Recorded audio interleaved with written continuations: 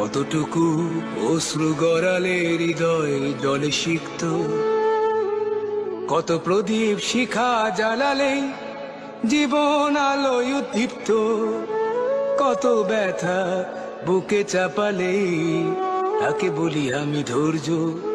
নির্মমতা কত দূর হলে জাতি হবে নির্লজ্জ। আমি চিৎকার করে কাঁদিতে চাহিয়া করিতে পারিনি চিৎকার, আমি চিৎকার করে কাঁদিতে চাহিয়া করিতে পারিনি চিৎকার।